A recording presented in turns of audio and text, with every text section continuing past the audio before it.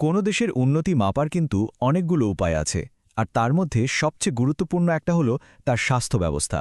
কিন্তু বাংলাদেশের স্বাস্থ্য ব্যবস্থার আসল চিত্রটা ঠিক কেমন? আজ আমরা এর গভীরে যাব, সাফল্য, চ্যালেঞ্জ এবং ভবিষ্যতের সম্ভাবনা সবকিছুই তুলে ধরব। চলুন শুরু করা যাক। শুরুতেই একটা সংখ্যা ৭২.৬ বছর। ভাবছেন তো এই সংখ্যাটা আসলে কি বলছে? এটাই এখন বাংলাদেশে জন্ম নেয়া একজন শিশুর প্রত্যাশিত গড় আয়ু। শুধু এই একটা সংখ্যাই কিন্তু আমাদের স্বাস্থ্যখাতের কয়েক দশকের অবিশ্বাস্য যাত্রার একটা দারুণ গল্প বলে দেয়। কিন্তু ছবির আরেকটা দিকও তো আছে। প্রতি ১,০০০ জীবিত শিশুর মধ্যে ২১ জন তাদের প্রথম জন্মদিনটা দেখতে পায় না। হ্যাঁ, এই সংখ্যাটা আগের চেয়ে অনেক অনেক কমেছে। এটা সন্দেহে একটা বিশাল সাফল্য। কিন্তু আমাদের পথ চলা যে এখনও শেষ হয়নি, সেটাও তো সত্যি। একইভাবে মাতৃমৃত্যুর হারটা দেখুন। প্রতি ১ লক্ষ জীবিত জন্মে ১৫৬ জন মা প্রাণ হারান। এই যে সংখ্যাগুলো, এগুলো কিন্তু শুধু ডেটা নয়, এগুলো আমাদের একটা পরিষ্কার বার্তা দিচ্ছে। আমরা অনেক দূর এগিয়েছি ঠিকই, কিন্তু আমাদের সামনে এখনও বড় চ্যালেঞ্জ রয়ে গেছে। আজকের এই বিশ্লেষণে আমরা কি দেখব, চলুন এক নজরে দেখে নেই। প্রথমে আমরা জানব স্বাস্থ্য ব্যবস্থা জিনিসটা কি, তারপর দেখব বাংলাদেশের হেলথ রিপোর্ট কার্ড। এরপর আমরা এর ৩টি মূল স্তম্ভ, ৪টি ঐতিহাসিক যুগ এবং বর্তমান চ্যালেঞ্জ ও সম্ভাবনা নিয়ে আলোচনা করব। আর একদম শেষে প্রতিবেশী দেশের সাথে একটা তুলনামূলক চিত্রও দেখব। তো চলুন একদম প্রথম প্রশ্নটা দিয়েই শুরু করি। এই যে আমরা বলছি স্বাস্থ্য ব্যবস্থা বা হেলথ সিস্টেম, এটা আসলে কি? বিশ্ব স্বাস্থ্য সংস্থা বা WHO-র মতে স্বাস্থ্য ব্যবস্থা হল বিভিন্ন সংস্থা আর সেবার একটা বিশাল নেটওয়ার্ক, যা একটা দেশের সব মানুষের স্বাস্থ্যসেবা নিশ্চিত করতে একসাথে কাজ করে। আর এর মূল লক্ষ্যটা কি? শুধু অসুখ হলে সারিয়ে তোলা নয়, বরং মানুষ যাতে সুস্থ থাকে সেই ব্যবস্থা করা, মানে রোগ প্রতিরোধ করাও এর অন্যতম প্রধান একটা কাজ। আচ্ছা, সংজ্ঞা তো বোঝা গেল। এবার চলুন সরাসরি বাংলাদেশের দিকে তাকাই। আমাদের স্বাস্থ্য ব্যবস্থার রিপোর্ট কার্ডটা একবার দেখে নেওয়া যাক। কি বলছে এই সংখ্যাগুলো? এই স্লাইডটা কিন্তু আমাদের বর্তমান অবস্থা আর লক্ষ্যের পার্থক্যটা একদম চোখে আঙুল দিয়ে দেখিয়ে দিচ্ছে। যেমন ধরুন, নবজাতক মৃত্যুর হার। আমাদের এখনকার অবস্থা হলো প্রতি ১,০২০, কিন্তু ২০৩০ সালের মধ্যে টার্গেট কি? এটাকে ১২র নিচে নামিয়ে আনা। আবার মাতৃমৃত্যুর হারটা দেখুন, প্রতি লাখে ১৫৬ থেকে নামিয়ে আনতে হবে ৭০-এরও নিচে। তার মানে বুঝতেই পারছেন, লক্ষ্যগুলো এখনও বেশ দূরে, আর আমাদের কিন্তু গতি আরও বাড়াতে হবে।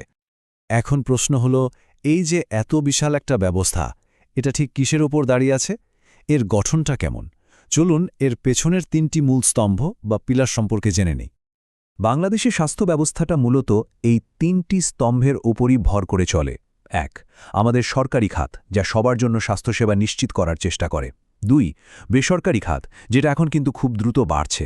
আর ৩ নম্বরে আছে বিভিন্ন এনজিও আর আন্তর্জাতিক সংস্থাগুলো, যারা স্বাস্থ্যসেবাকে একদম তৃণমূল পর্যায়ে পৌঁছে দিতে দারুণ ভূমিকা পালন করে। আচ্ছা, এই প্রতিটি স্তম্ভের মূল চালিকা শক্তি কারা? সরকারি খাতে তো অবশ্যই নেতৃত্ব দিচ্ছে স্বাস্থ্য ও পরিবার কল্যাণ মন্ত্রণালয়। বেসরকারি খাতে আছে অসংখ্য হাসপাতাল, ক্লিনিক, ডায়াগনস্টিক সেন্টার। আর এনজিও বা আন্তর্জাতিক সংস্থাগুলোর কথা বললে তো ব্র্যাক, WHO বা ইউনিসেফের মতো প্রতিষ্ঠানের নাম আসবেই। এদের সবার সম্মিলিত চেষ্টাতেই কিন্তু পুরো সিস্টেমটা চলছে। বর্তমানকে ভালোভাবে বুঝতে হলে কিন্তু অতীতটাকেও জানতে হয়। চলুন একটু পেছনে ফিরে যাই আর দেখি বাংলাদেশের স্বাস্থ্য ব্যবস্থার ঐতিহাসিক বিবর্তনের ৪টি পর্যায়। দেখুন, ১৯৭১ সালের আগে স্বাস্থ্যসেবা ছিল মূলত শহরকেন্দ্রিক, মানে সাধারণ মানুষের নাগালের প্রায় বাইরে।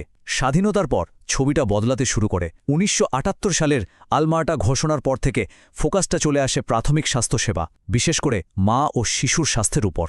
এরপর ৯০-এর দশকে আমরা দেখি বেসরকারি খাতের উত্থান, আর ১৯৯৮ সালে চালু হয় একটা যুগান্তকারী উদ্যোগ, কমিউনিটি ক্লিনিক।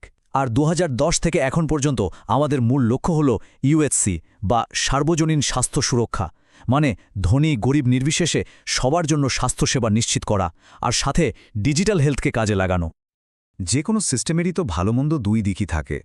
বাংলাদেশের স্বাস্থ্য ব্যবস্থা এখন ঠিক তেমনই একটা মোড়ে দাঁড়িয়ে আছে, যেখানে একদিকে আছে বড় বড় চ্যালেঞ্জ, আবার অন্যদিকে আছে বিশাল সম্ভাবনা। আমাদের প্রধান চ্যালেঞ্জগুলো কি কি? প্রথমত, গ্রামের দিকে স্বাস্থ্যসেবার সুযোগ এখনও সীমিত।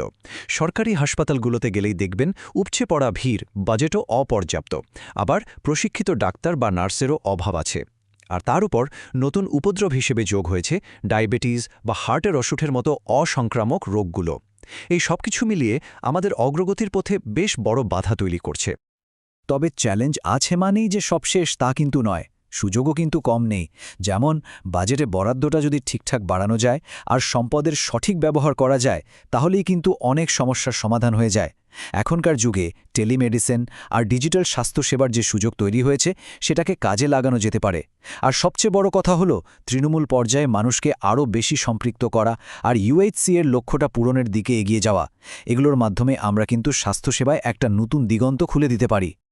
এত চ্যালেঞ্জের পরেও আমাদের সাফল্যের গল্পগুলোও কিন্তু কম না, বরং সেগুলো বেশ গর্ব করার মতো।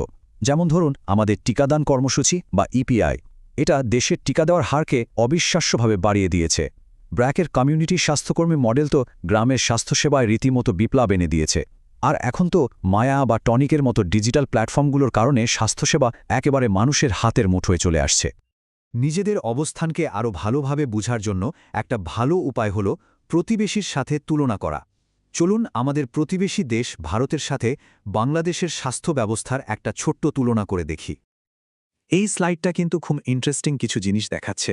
যেমন দেখুন, আমাদের দেশে যে 14,000-এরও বেশি কমিউনিটি ক্লিনিক আছে, তার জন্য গ্রামীণ স্বাস্থ্যসেবা ভারতের চেয়েও বেশ শক্তিশালী।